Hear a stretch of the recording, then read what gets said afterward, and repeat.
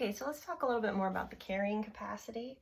The carrying capacity is an effective brake on exponential growth. And if we look at the logistic growth model again, so dn dt equals r times n, 1 minus n over k. This term is effectively the unused portion of the carrying capacity. So it's like, how big is your population over how big could it be? And then that's the fraction of the carrying capacity that's being used by your population. But if you subtract that value from 1, it's like how much space is left over for your population to grow, right? So population growth will stop, okay? So it'll stop when r is equal to 0 or n is equal to 0. Or in this case, also when n is equal to k, okay? So if your population approaches the carrying capacity, then growth is going to stop, and you'll be at a stable equilibrium population size. So one way you can kind of visualize this is graphically when you look at rate. Okay, so in this case, it's going to be birth rate or death rate on the y and population size n on the x. If we think about birth rates at the very beginning, when a population is very small, birth rates should be very high. And as the population increases, because of density dependence and limiting resources, the birth rates should decrease over time, okay? The same is true for death rates. Death rates should be pretty low early on in a community, but as population increases and resources run out, then the death rates might increase through time, not through time, but as population size increases.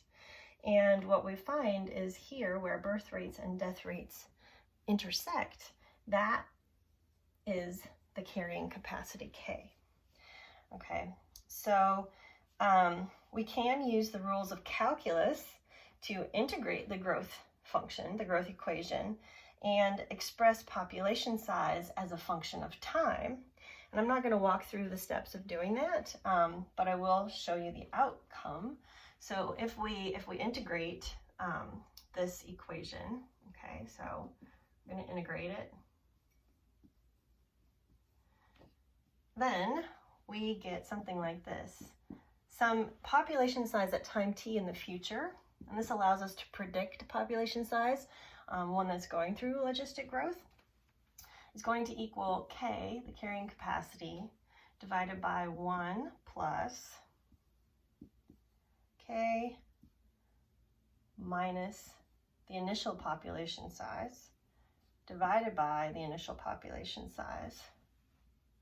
Oops, that should be a bracket. Sorry.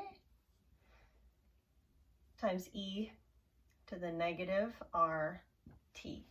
So it looks similar, like parts of this look like the exponential, the integrated exponential growth model, but because there's this added complexity right here, then the integrated logistic growth model looks like this.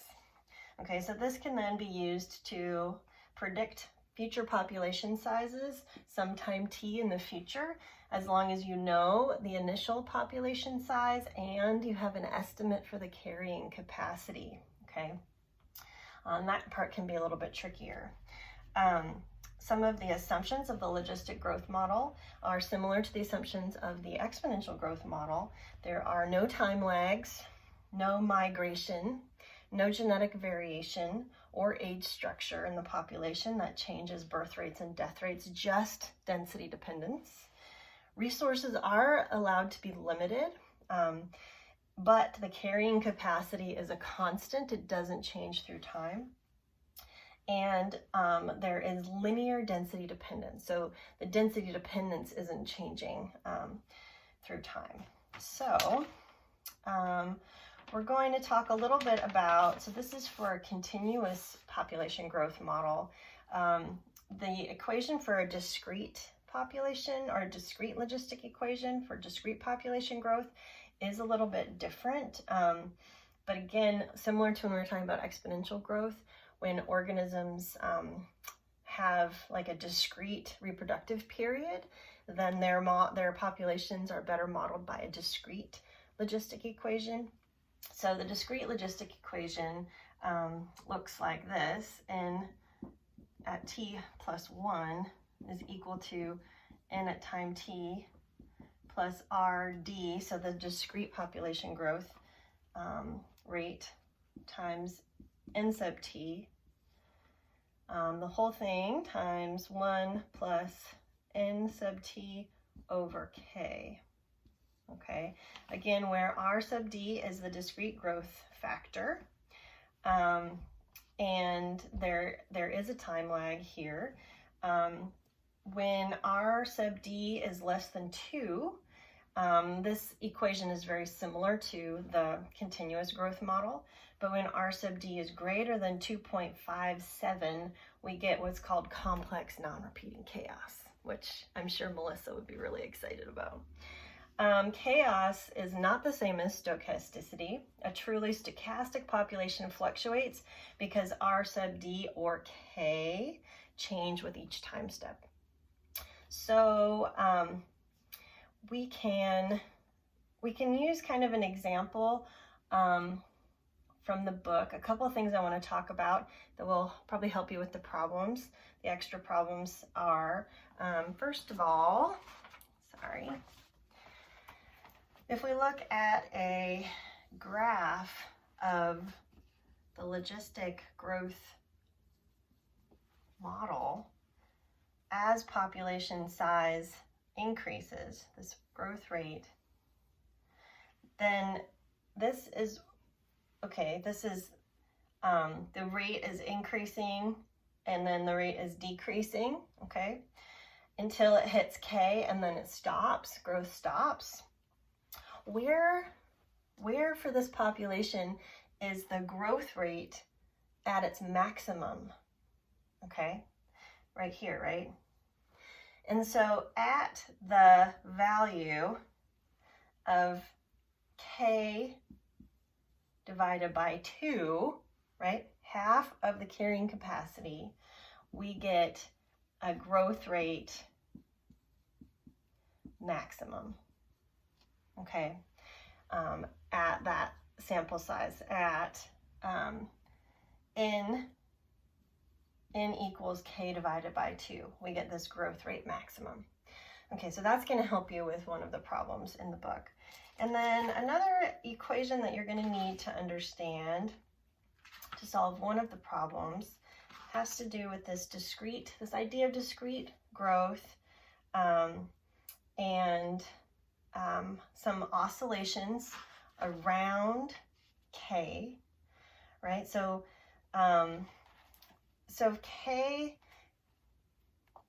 if K is the carrying capacity, if we start to kind of relax some of the strict rules of logistic growth, and we realize that actually carrying capacity might change in a population over time depending on resources, right? Resources change throughout the different years. You might have different growth of resources. So if we can think about some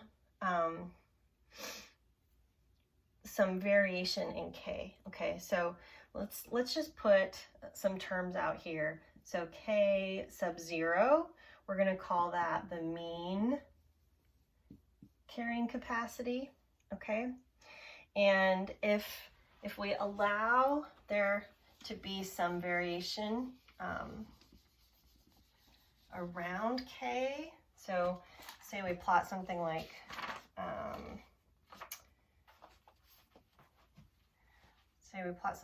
this. So we have time and population size, and we get this, what looks like logistic growth, but then we get some variation around the carrying capacity. We have some amplitude here, right? And then some cyclicity, some oscillations. We can talk about K1 as the amplitude of the cycle, okay, of this cycling. So this would be the amplitude, how far up and down around the mean of carrying capacity are things going. And so we can actually,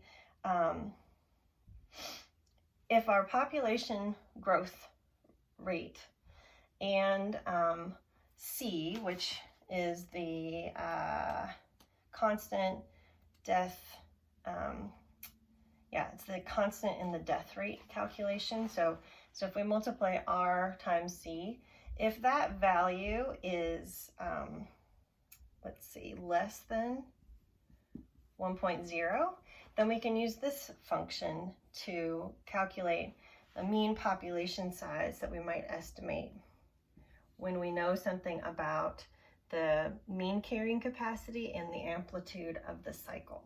And so that would equal, and it's not actually totally equal, it's roughly equal, right, to K0 squared minus K1 squared. So if I gave you a problem, like you'll see on the homework, that talks about the mean carrying capacity and how that carrying capacity ranged from, you know, a low to a high, that would be the amplitude of the cycle, right? So if I said the mean was 100, but it ranged from 50 to 150, we would say that K0 was 100 and K1 was 50, right? Because if this is 100 and it goes up to 150 and down to 50, then the amplitude is 50, right?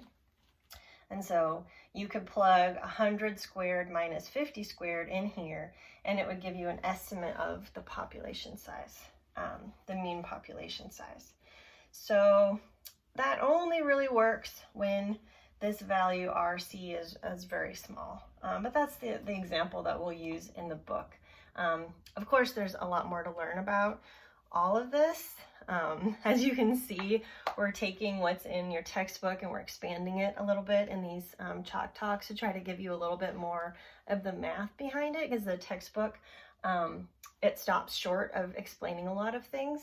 But as you can see, as I kind of struggle to explain some things that are more complex, that there is a whole lot more complexity out there in theoretical ecology that you can dig into. So if you like this stuff, there's a lot of opportunities to study it further.